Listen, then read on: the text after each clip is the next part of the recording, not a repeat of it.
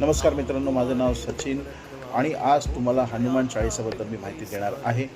तर हनुमान चाळीसा हे फार 40 श्लोकांचा फार एक पॉवरफुल मंत्र आहे. जो माणूस एखाद्या दुविधेमध्ये असेल, त्रासामध्ये असेल, इकॉनॉमिकल, मानसिक किंवा कोणत्या दुविधेमध्ये असेल तर नक्कीच याचा धावा करावा. फार फार पॉवरफुल श्लोक आहे.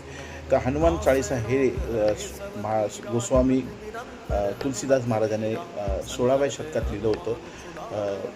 अवधी भाषेत हे लिहिलं होतं त्यांनी. आणि त्यावेळेस ते फतेपूर सिक्री जेलमध्ये होते. अकबरने त्यांना जेल केलेली होती, फतेपूर सिक्रीमध्ये ठेवलेलं होतं. आणि त्या जेलमध्ये असताना त्यांनी ही हनुमान चाळीसाची रचना केली होती. तर हनुमान चाळीसामध्ये श्रीरामाचं नाव 11 वेळा घेतलेलं आहे. श्री हनुमानांचं नाव टोटल 108 वेळा घेतलेलं आहे.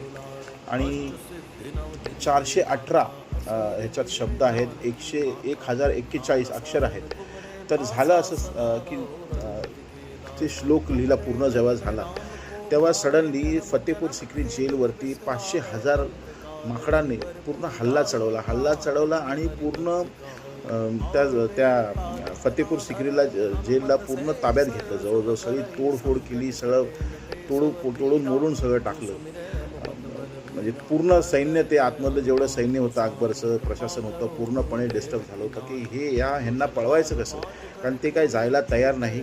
त्याच्यावर फार विचार विनिमय झाला. त्यांचे जे अकबरने बिरबलांशी बोलले आणि बरेचसे जे त्यांच्याकडे हुशार लोक होते त्यांच्याशी बोलले. तर बिरबलने त्यांना असं त्यावेळी सांगितलं की बघा, हे संत आहेत, सामान्य माणूस नाही आहे. जे गोस्वामी महाराज होते ते साधारण माणूस नाही आहे, साधारण संत मनुष्य आहे. आणि साधारण ते असं वाटते तुम्ही त्यांना सोडून द्यावा. त्याच्यातून हाच एक मार्ग आहे. त्यांना तुम्ही रिलीज करा जेलमधून, तेव्हाच काहीतरी ह्याच्या मार्गाचा अर्थ तो साधारण ते त्यांना अकबरला त्याचं विजडम आलं की बाबा हुशारी आली की नाही, हे काहीतरी माझ्याकडून चुकलेले, तर मी नक्कीच तुलसीदासांना रिहा करावं. तर त्याप्रमाणे ते रिहा करतात आणि रिहा म्हणजे एकदम आदर देऊन पूर्ण रिहा करतात. आणि त्याच्यानंतर अक्षरशः ती इमिजिएटली जसे तुलसीदास बाहेर पडतात ते माकडे सगळे 500,000 जे काही माकडं आले होती, ज्यांनी कब्जा केला होता त्या फतेपूर सिक्री जेलला, ते सगळे तिकडून निघून जातात.